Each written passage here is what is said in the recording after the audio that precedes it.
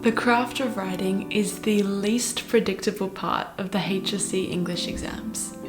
However, you can still make sure you're prepared to answer any question that's thrown at you. Good morning. Today I'm going to be sharing 3 tips to make sure you're prepared to do well in the craft of writing section of the HSC English exams. I also use this method when preparing for the common module of Extension English, so it really applies to any type of creative, discursive, didactic writing you may be doing. Because Module C is so unpredictable, I know many students who have and are planning on just going in on the day and making it up on the spot. But that is very stressful and it doesn't always turn out well. You really don't need to do that. You can make sure you're not caught off guard by any question. I'll also note that this video focuses more on the craft of writing, craft being the actual craft of creating the discursive, the didactic, the imaginative text, rather than the reflection they may ask you to do, which is like discussing your work in the part B of a question. I might do a video on that later, but for now, this video will just focus on craft. Tip number 1, know what you can prepare. So you can actually prepare content for Module C. I have to be very careful with what I say here because I'm not saying you can memorize entire discursive, didactic or creative texts, but there are things that you can memorize/prepare.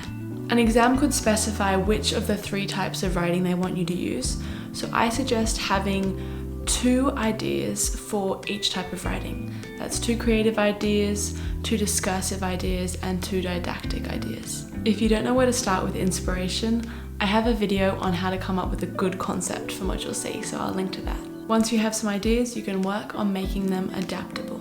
So I'll give you some examples of adaptable ideas. So with my creative, I had a concept about an Australian girl going to an international school in China. And I'm just going to refer to my creative piece here. I can link to this piece in the below box if you want to check it out. So it roughly drew on my sister's experience in China and my own experience visiting her. The story basically followed a day over her life going to school there. So waking up in her apartment, buying breakfast from the street vendors, being in a class with people from different cultures, having fun after school on the streets of modern day China. It explored themes of multiculturalism, surveillance, and the universality of the high school experience or the human experience. Based on the question, I could focus on one of those themes, or I could draw on a particular scene. So maybe the scene of her in the apartment, or maybe her having fun after school.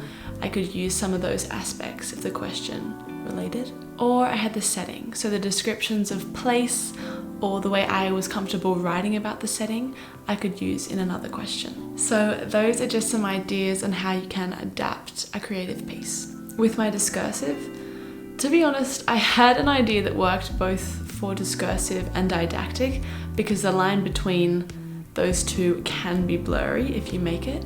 Let me just refer to that piece here, and I will also link to this one if you want to give it a read. So it's basically just a satirical personal essay about a fight I had with my family, about trying to make them more environmentally conscious, and it basically encourages young people to learn from my mistakes and be less annoying when trying to promote things you believe in, even if they are morally good things. You can do this double idea that works for didactic and discursive. All you need to do is a persuasive personal essay. And there's a couple different ways that you can have an idea that overlaps, but it would be safer to do an idea like this with a reflection where you could really clarify which of the 2 you've picked in the reflection. But yeah, that's a good little hack if you don't want to have 6 pieces ready. Didactic and discursive writing tends to be less adaptable than creative, so it's less adjustable. However, the questions in Module C tend to be quite open-ended, so I didn't have any major trouble. In terms of adapting this idea, I could change the focus from family life to environmental justice to the importance of the words we choose to convey our messages. I could also use the personal anecdotes I had prepared in that piece in other situations, other personal essays that I made up on the spot, or not made up on the spot, but like derived from ideas I already had. If you're uncomfortable with adapting whole concepts, or you're watching this quite close to an exam and you're like, wow, like I don't have time to come up with that many, there are some other things you can do. For creatives, you can prepare or like think about characters with specific characteristics, visually and emotionally, conceptually. Have three-dimensional characters ready to insert into different situations, and you can do the same with context. So you can practice describing a place very well, and often you can apply a place or a character to a question. For didactic and discursive pieces, you can have a range of personal anecdotes or memories ready to go, ready to spice up any type of writing you might need to do, as well as some topics that you're interested in. So just say you're passionate about aviation or travel or environmental justice, then you can be aware of those three topics and be looking to find a question that you could use one of those three in. So just have some of those at the top of your head so you're not searching through your full brain in an exam.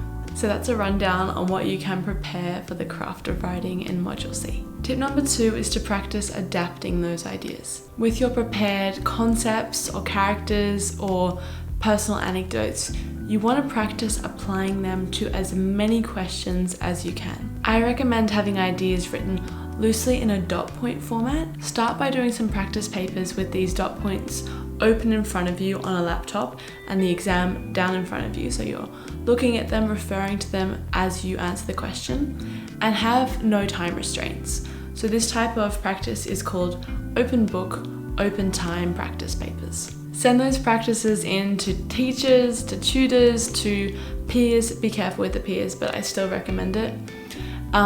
And when you get those changes, apply them to the dot points. So not to the actual piece that you wrote, but to the dot points. So that way your manuscript for a excellent craft of writing is improving rather than some random piece of writing that you've done. And I've used this concept before in essay writing, using an essay scaffold and adapting the essay scaffold rather than the practice essay.